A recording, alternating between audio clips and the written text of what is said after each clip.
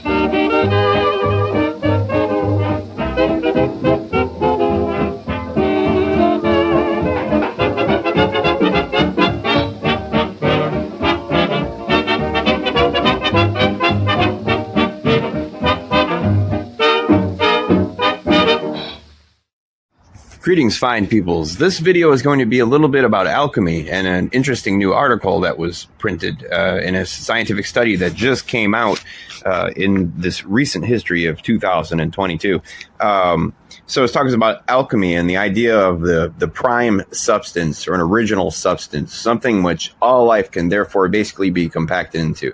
The idea the same as above, so below, that everything starts with one point and continues. Well, I feel like everything, the alchemists in the old days, they just had the idea that everything could be compacted into one single actual thing. And there's a lot of people who posited different theories about that, hypotheses. And one of them, I believe, was Israel Regardie started talking about ectoplasm being that. And there's a lot of different kooky ideas. But what's interesting is this article that was just finished. And then I'm going to read what C.C. Zane said in his book, Laws of Occultism, Interplane Theory, and the Fundamentals of Psychic Phenomenon. So this book's like almost 90 years old. So here's what he said, is that when you study alchemy, you find that the two chief tenets of alchemy, as laid down by the ancients, is that there is a primitive first substance of which all physical matter is composed, and that it is possible to transmute one or more metals into another totally distinct metal. Now, such ideas have been ridiculed by chemists until within the last few years. Now, however, it has been proved that all atoms are built up in a special way of particles of electricity, some negatively charged, others equally positively charged, all held within a certain volume by the interaction of the attraction between the negative electrons and the positive positrons. Thus, has electricity been demonstrated as the primitive first substance? So he's going with electricity. I'm going to further continue what he's just saying. And then I have the article itself, which I've run through a text-to-speech program by a voice named George is going to read it to you to spare some hassle. But so just hang on one moment. So furthermore, radium decays into helium and lead. Professor Ramsey once noted has transmuted copper into lithium, and other scientists, through bombarding the atoms of one or two elements, much as radium bombards on its own, occasionally score a direct hit and smashed out a piece of the nucleus of that element and thereby transmute each part into an atom of some other element.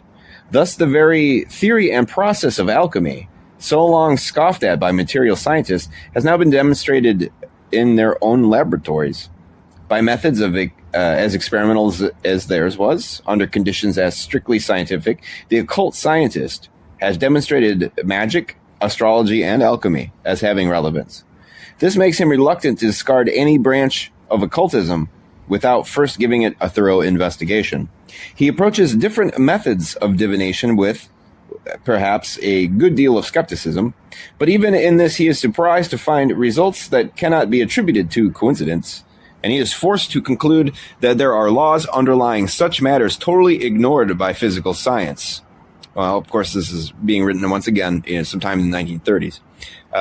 But then he reflects physical science has never been determined the laws governing the source of the sun's heat. Every theory it has formulated to account for this phenomenon, and for that matter for numerous others, has been torn to shreds by later investigation. It is not astonishing, then, that it has failed to discover the mental laws governing divination.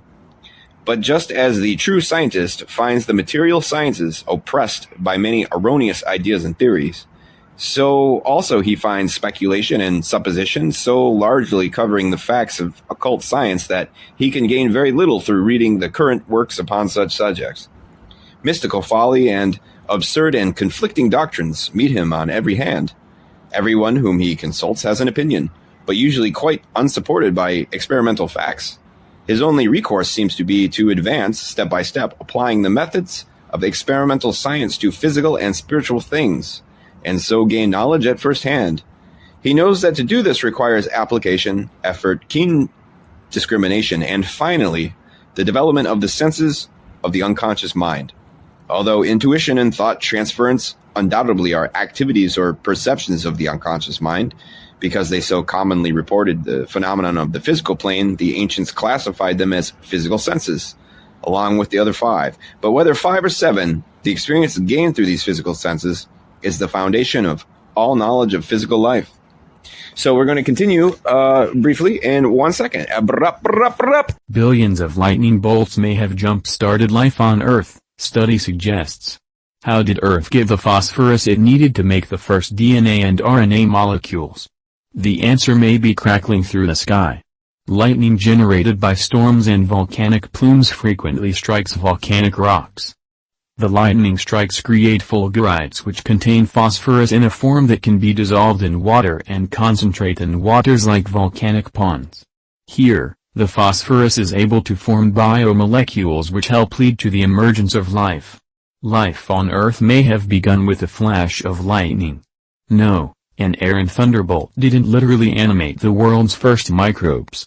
But according to a study in the journal Nature Communications, trillions of lightning strikes over 1 billion of years of Earth's early history may have helped unlock crucial phosphorus compounds that paved the way for life on Earth.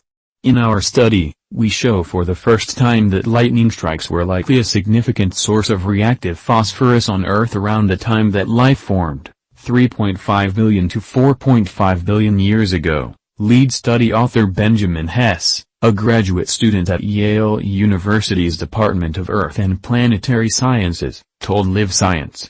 Lightning strikes may have therefore played a role in providing phosphorus for the emergence of life on Earth. How does a bolt from the blue lead to terrestrial life? It's all about the phosphorus, or rather, the organic materials that phosphorus atoms can make when combined with other bioessential elements. Take phosphates, for example, ions composed of 3 oxygen atoms and 1 phosphorus atom, which are crucial to all known forms of life. Phosphates form the backbones of DNA, RNA and ATP, the chief source of energy for cells, and are major components of bones, teeth and cell membranes. But about 4 billion years ago, while there was likely plenty of water and carbon dioxide in the atmosphere to work with, which are also essential for life's fundamental molecules, most of the planet's natural phosphorus was bound up in insoluble rock, and impossible to combine into organic phosphates. How, then, did Earth acquire these critical compounds? One theory holds that early Earth got its phosphorus from meteors carrying a mineral called schreibersite, which is made partly of phosphorus and is soluble in water, If loads of Schreibersite meteorites crashed into Earth over millions or billions of years, then enough phosphorus could be released into a concentrated area to create the right conditions for biological life, according to the new study. However, about 3.5 billion to 4.5 billion years ago, when life on Earth emerged, the rate of meteor strikes on Earth dropped exponentially as most of our solar system's planets and moons had largely taken shape, Hess said. This fact complicates the interstellar phosphorus theory. However, there is another way to make Schreibersite, right here on Earth, Hess said. All it takes is some land, a cloud and a few trillion jolts of lightning. The main body or trunk of the studied fulgurite, or glass created from a lightning strike. The team found traces of Schreibersite inside, suggesting lightning could have delivered crucial phosphorus compounds to early Earth. Lightning strikes can heat up surfaces to nearly 5,000 degrees Fahrenheit, 2,760 degrees Celsius, forging new minerals that weren't there before. In the new study, Hess and his colleagues examined a lightning-blasted clump of rock, called fulgurite, which was previously excavated from a site in Illinois. The team found that little balls of Schreibersite had formed within the rock, along with a host of other glassy minerals. With tentative proof in hand that lightning strikes can create phosphorus-rich Schreibersite, the team next had to calculate whether enough lightning could have struck early Earth to release a significant amount of the element into the environment.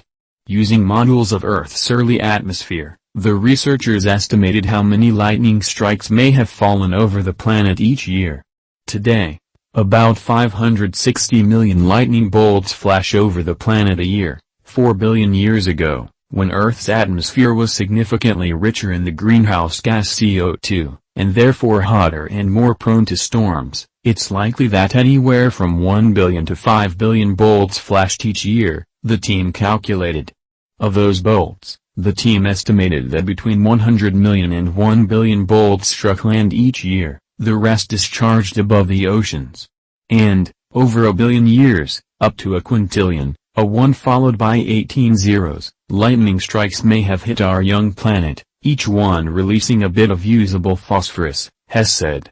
The team calculated that, between 4.5 billion and 3.5 billion years ago, lightning strikes alone could have given Earth anywhere from 250 to 25,000 pounds of phosphorus, 110 to 11,000 kilograms, per year. That's a huge range, with a lot of uncertainty about the conditions of early Earth built into it. But Hess said that even the lowest quantity of phosphorus could have made a difference for the emergence of life. For life to form, there just needs to be one location that has the right ingredients, Hess told Live Science. If 250 pounds of phosphorus a year were concentrated in a single tropical island arc, then yes, it may well have been enough. But it's more likely that will happen if there are many such locations. Whether lightning did strike enough exposed land on early Earth to make an impact on life is a question that can never be fully answered. However, the new study shows that, mathematically, it was at least possible. It may be that a combination of asteroid impacts and lightning strikes ultimately gave Earth the phosphorus it needed to weave the first bioessential molecules, such as DNA and RNA, the researchers concluded. But further studies of early terrestrial life should take care not to strike lightning from the record.